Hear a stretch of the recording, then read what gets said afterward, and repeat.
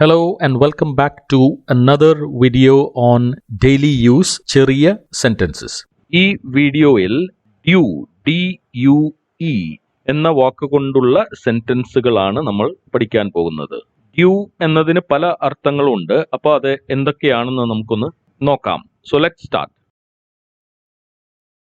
ഒരു നിശ്ചിത സമയത്തിൽ നടക്കാൻ പോകുന്ന കാര്യത്തെക്കുറിച്ച് പറയുവാനോ ചോദിക്കുവാനോ നമുക്ക് ഡ്യൂ ഉപയോഗിക്കാം. അടുത്ത ട്രെയിൻ എപ്പോഴാണ് വരുക? അടുത്ത ട്രെയിൻ എപ്പോഴാണ് വരുക? What time is the next train due?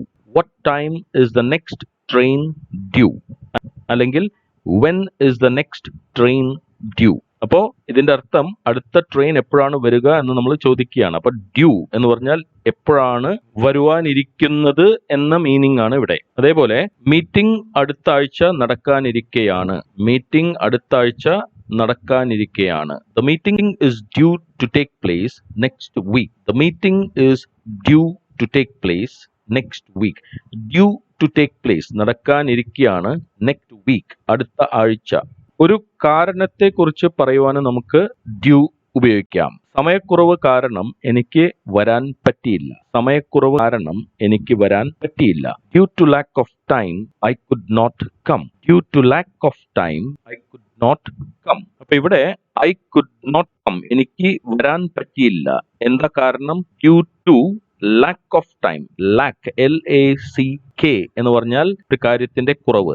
അപ്പോൾ ഇവിടെ സമയക്കുറവായിരുന്നു. ലാക്ക് ഓഫ് ടൈം ആണ്. നമുക്ക് ലാക്ക് ഓഫ് ടൈം ആവാം, ലാക്ക് ഓഫ് മണി ആവാം. ഓക്കെ, ലാക്കിന്റെ സ്പെല്ലിംഗ് ശ്രദ്ധിക്കണം. നമ്മൾ പൈസേന്റെ ലക്ഷം എന്ന മീനിങ് അല്ല, ഇവിടെ കുറവ് എന്ന മീനിങ് ആണ്. ഇവിടെ നമുക്ക് ഐ കുഡ് നോട്ട് കം എന്നതിനെ I was unable to come അങ്ങനെ പറയാം. അപ്പോൾ due to lack of time I was unable to come. അതുപോലെ സെർവർ പ്രശ്നങ്ങൾ കാരണം നെറ്റ് ബാങ്കിംഗ് ഇപ്പോ ചെയ്യാൻ പറ്റില്ല. സെർവർ പ്രശ്നങ്ങൾ കാരണം നെറ്റ് ബാങ്കിംഗ് ഇപ്പോ ചെയ്യാൻ പറ്റില്ല. Due to server issues you cannot do net banking now. Due to server issues you cannot do net banking now. അപ്പൊ സെർവറിന്റെ ഇഷ്യൂ കാരണം, ഇഷ്യൂ എന്ന് പറഞ്ഞാൽ പ്രശ്നങ്ങൾ. അപ്പോ കമ്പ്യൂട്ടർ സെർവർ പ്രശ്നങ്ങൾ കാരണം due to you cannot do നിങ്ങൾക്ക് ചെയ്യാൻ പറ്റില്ല നെറ്റ് ബാങ്കിംഗ് ചെയ്യാൻ നിങ്ങൾക്ക് പറ്റില്ല നൗ ഇപ്പോൾ. മോശം കാലാവസ്ഥ കാരണമാണ് ഫ്ലൈറ്റ് റദ്ദാക്കപ്പെട്ടത്. മോശം കാലാവസ്ഥ കാരണമാണ് flight റദ്ദാക്കപ്പെട്ടത്. The flight was cancelled due to bad weather. The flight was cancelled due to bad weather. അപ്പൊ ഇവിടെ എന്തുകൊണ്ടാണ് ഫ്ലൈറ്റ് ക്യാൻസൽ ചെയ്യപ്പെട്ടത്? ഡ്യൂ ടു ബാഡ് വെതർ, മോശം കാലാവസ്ഥ കാരണം. ഈ സെന്റൻസിനെ നമുക്ക് തിരിച്ചും പറയാവുന്നതാണ്. Due to bad weather the flight was cancelled. അപ്പൊ ആദ്യം നമ്മൾ the flight was cancelled due to bad weather എന്ന് പറഞ്ഞു. അതിനെ തിരിച്ചിട്ട് due to bad weather the flight was cancelled അങ്ങനെയും പറയാം. അറിയിപ്പ് നിശ്ചിത സമയത്ത് നിങ്ങൾക്ക് ലഭിക്കുന്നതായിരിക്കും. അറിയിപ്പ് നിശ്ചിത സമയത്ത് നിങ്ങൾക്ക് ലഭിക്കുന്നതായിരിക്കും. You will receive the notification in due course.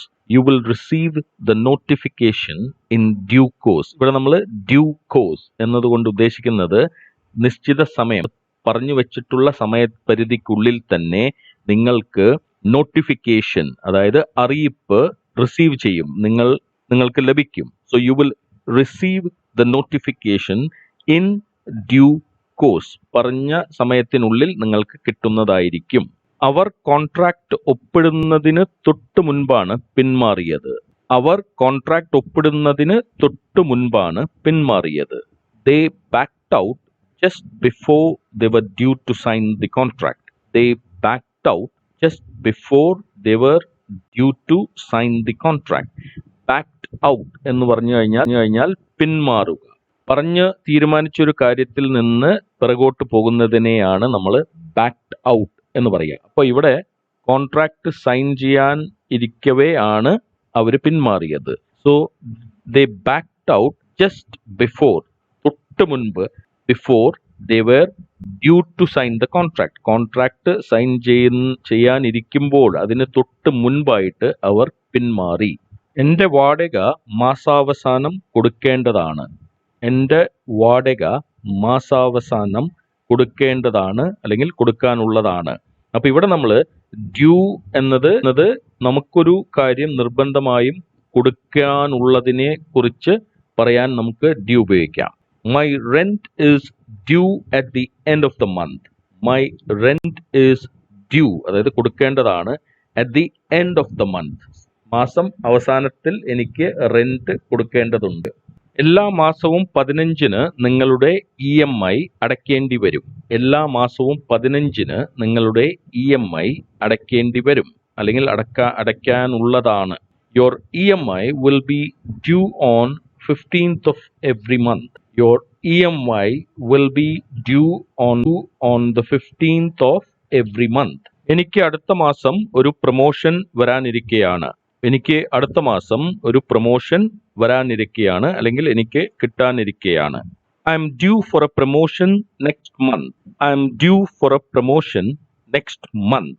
നമുക്ക് ന്യായമായി കിട്ടാനുള്ളതിനെ കുറിച്ച് പറയുവാനും നമുക്ക് ഡ്യൂ ഉപയോഗിക്കാം. ഈ സെന്റൻസിനെ നമുക്ക് വേറെ വിധത്തിലും പറയാം. My promotion is due next month. My promotion is due next month. പലപ്പോഴും നമ്മൾ ഡ്യൂവിന് പകരം ഗെറ്റ് ഉപയോഗിച്ച് പറയാറുണ്ട്. അതായത് I am going to get a promotion next month, അങ്ങനെ പറയാറുണ്ട്. ഗെറ്റിന് പകരം ഡ്യൂ ഉപയോഗിക്കുന്നത് കുറച്ചും കൂടെ ബെറ്റർ ഇംഗ്ലീഷ് ആണ്. അപ്പോൾ thank you very much for watching. Lesson ഇഷ്ടമായെങ്കിൽ ഷെയർ ചെയ്യുക, ലൈക്ക് ചെയ്യുക, സബ്സ്ക്രൈബ് ചെയ്യുക. Okay, see you in the next video.